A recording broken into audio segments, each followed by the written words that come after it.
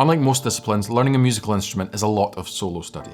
There's countless hours and hours of practicing, usually alone in a windowless box. And during that time, you're going to come across problems. But because you're on your own, you might try to solve those problems using the wrong tools, using the wrong ideas, and misinterpret those problems for something that they definitely are not. So in today's video, I want to show you how you can become your own best drum teacher by learning to diagnose your own problems. And I brought some help. Let's get to it. I've been teaching online for about 5 years and in person for about 15.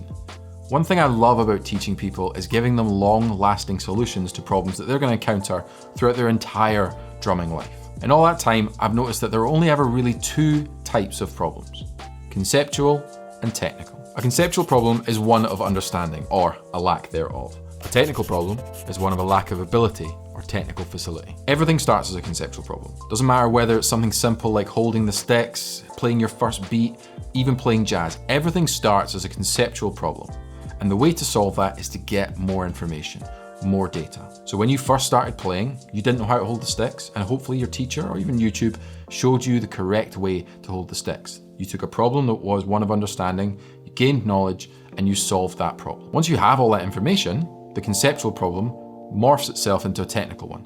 You know what you're meant to do, you just can't do it yet. Technical problems arise when our bodies don't respond in the way that our mind wants to. Whether that's I can't play fast enough, whether that's I don't have the independence, whether that's I don't have this ability. Technical problems are solved through repetitive practice, repetitive exercises. It's really easy to confuse the two and misdiagnose the problem that you're experiencing. That misdiagnosis leads to wasted practice time, lack of progress, and after a while, lack of motivation. Now later in this video, I am going to show you some tips, some tricks that I use to diagnose my own problems and help keep my students on track. But for now, I want to introduce you to a good friend of mine, Jacob Evans. Jacob is an online drum coach specializing in pushing intermediate and advanced drummers onto that next level.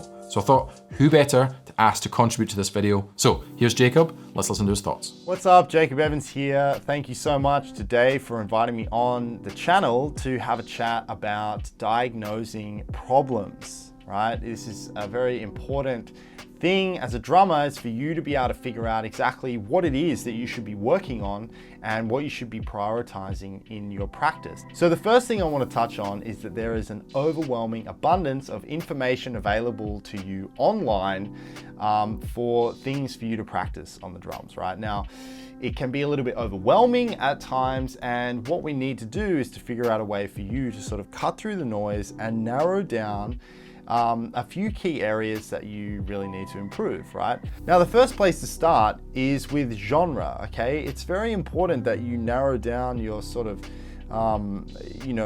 figuring out what problems you have specific to the type of music that you are playing or you would like to be playing.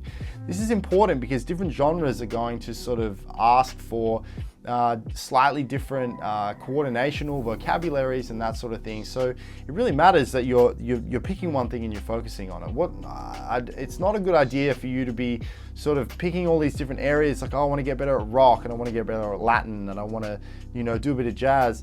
It's a very inefficient way to focus your practice. So what you really want to do is make sure you're narrowing it down to the kind of music that you really want to be playing.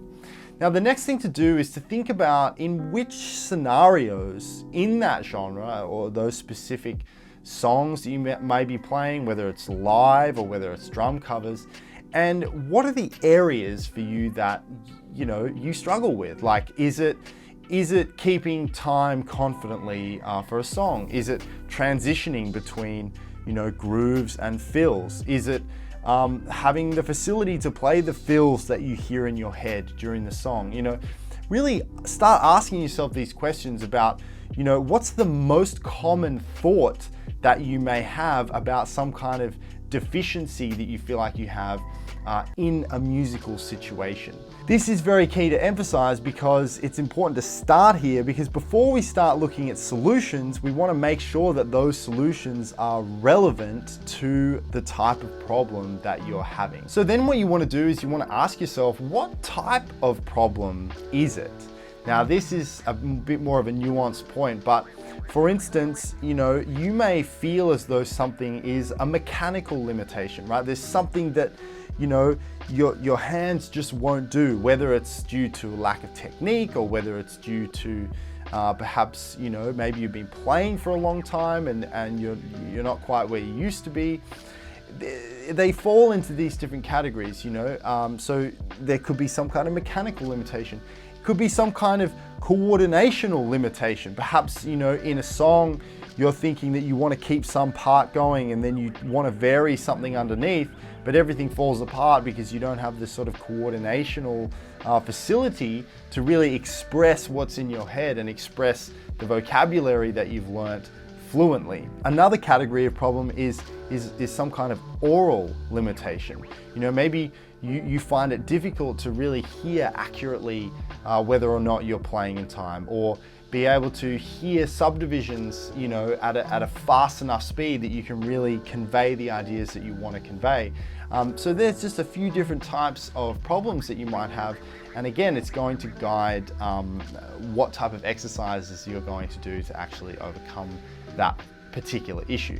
Now, obviously in this video, it's difficult to give you really specific exercises as to how to overcome each problem, but in general, right, and this kind of is something that moves against perhaps your natural intuition in the practice room, is once you've found, you know, the problem or the overarching problem you feel like you have, and you have a rough idea of what type of problem it is, right, then what you need to do is you need to create a routine that's going to facilitate you improving that problem through the use of looping the specific thing that is causing you the problem.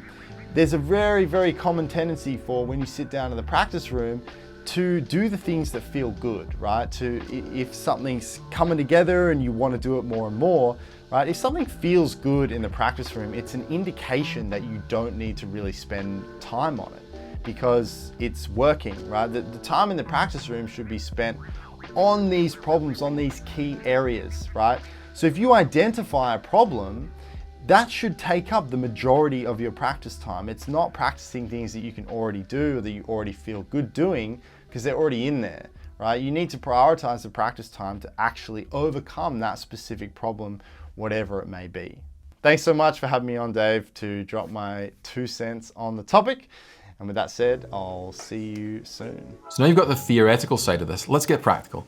Let's talk about some ways that you can diagnose your own problems and hopefully become a better drum teacher for yourself. First off, the best and oldest method for diagnosing problems is recording yourself. Unless you have some form of outer body experience, it's going to be really hard to properly diagnose what you're doing in the moment. So recording yourself helps you listen back, helps you become your own teacher, helps you hear the things that you can't hear while you're playing. Now, when I was first told that I should record my practice session, I balked.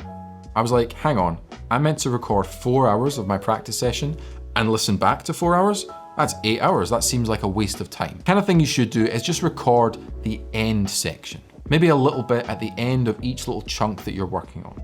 If you're working on a groove and have been exploring it throughout your practice session, you can record 10, 15, 30 seconds of it, listen back to it, make notes on things that need to improve, and that way you're listening to your practice and your progress, and you're not just listening to all of your struggles. Slowing down solves so many issues, and I will be doing a deeper dive into why you should practice slow in a future video, but for our purposes today, it does one amazing thing when you slow down. If you can't play whatever you were working on slowly, it becomes a conceptual problem. You just don't understand that thing. If you can play it slowly, then it's a technical problem. You just can't play it fast enough yet. Once you have a definitive answer on the type of problem, now you can start working smart. If it's a conceptual problem, make sure you work out and know everything about that groove, fill, or rudiment. Write it out, slow it down, use groove scribe, use counting, conical, whatever it is, make sure you understand every single thing about it. For technical problems, breaking down, and as Jacob said, looping it, is a great way of getting the body working, getting the body used to that motion as you're practicing. I use a concept called anchor points in my practice when I'm working on grooves and I need to work out every single little part of it. The idea here is to go up to a certain point. It could literally be the first beat of the bar or beat 2, for example. And then as you're comfy, you add 1 or 2 more notes. Each time you add a note, you make sure the notes before are still perfect. The dynamics, the timing, the spacing, everything is absolute studio perfection. Eventually, you'll end up with a perfect groove that you understand really deeply, that technically is perfect and conceptually you understand everything that's going on. Being efficient in your practice time and practicing smart really come from diagnosing your own problems and using the right tools to solve those problems. Thanks to Jacob for joining me on this video. I'll be doing a collab with him on his channel. All his social links and stuff to his website are down below. But thank you so much for checking out this video. If you did enjoy it, leave a like and all that sort of stuff. Until next time, happy, smart practicing. I'll see you soon.